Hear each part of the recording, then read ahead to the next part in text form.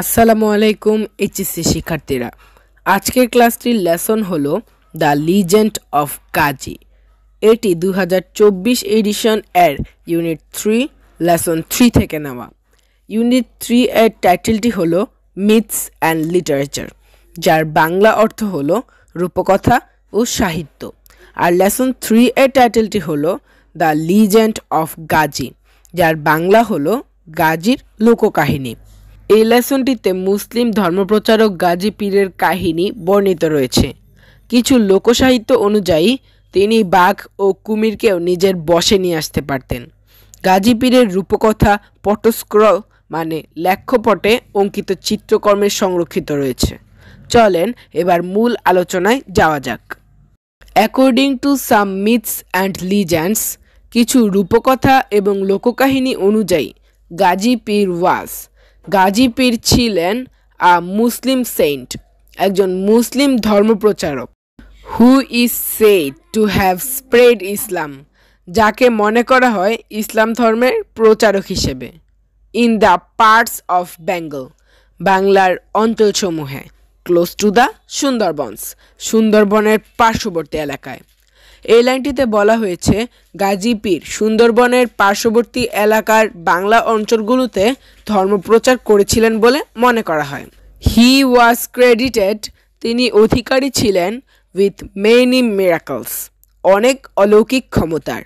For example, যেমন he could, তিনি পারতেন। সাপোজডলি কাম, প্রায় শান্ত করতে। ডেঞ্জারাস অ্যানিমেলস, ভয়ঙ্কর প্রাণীদের। অ্যান্ড, এবং মেক দ্যাম ডসাইল, পারতেন বশ করতে তাদেরকে। এখানে বলা হয়েছে গাজী পীরের অনেক অলৌকিক ক্ষমতা ছিল, তিনি অনেক ভয়ঙ্কর জীবজন্তুকেও তার নিয়ন্ত্রণে নিয়ে আসতে পারতেন।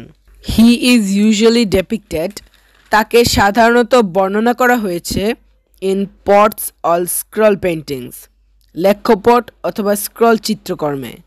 Riding a fierce looking Bengal tiger, চড়ে আছে একটি ভয়ঙ্কর বাঘের ওপর। A snake in his hand, একটি সাপ তার হাতে।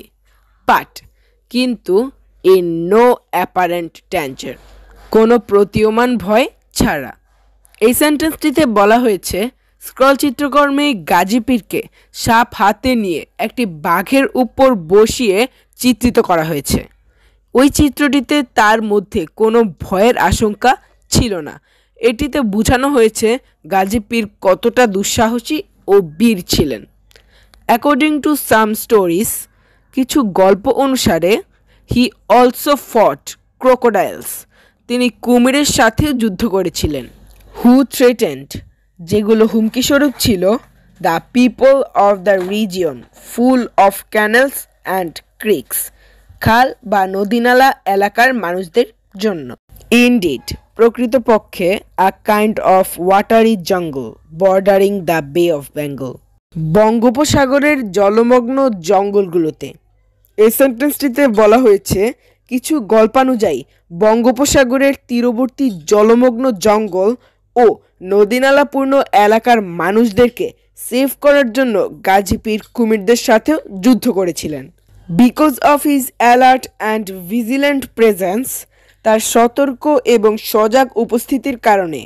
অল প্রিডেটরি অ্যানিমালস, সব শিকারী পশুরা।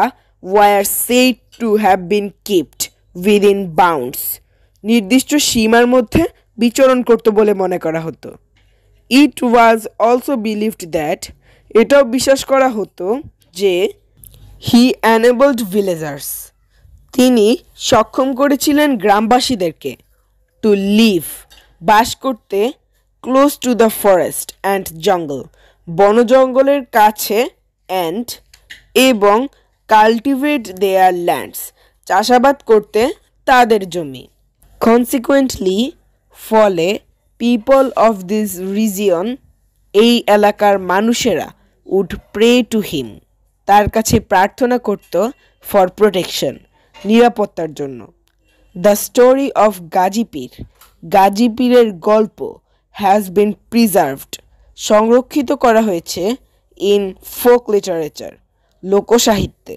অ্যাজ ওয়েল অ্যাজ আর্ট, এবং শিল্পে অ্যান্ড হ্যাজ বিন পারফর্মড এবং প্রদর্শিত হয় ইন ইন্ডিজিনিয়াস থিয়েটার দেশীয় নাট্যশালায়।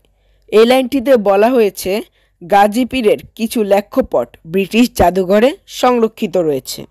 সাম গাজীর ফটোস্ক্রোল, কিছু গাজীর লেখ্যপট are part of the collection of the British Museum, British মিউজিয়ামের সংগ্রহশালায় অংশ হয়ে আছে।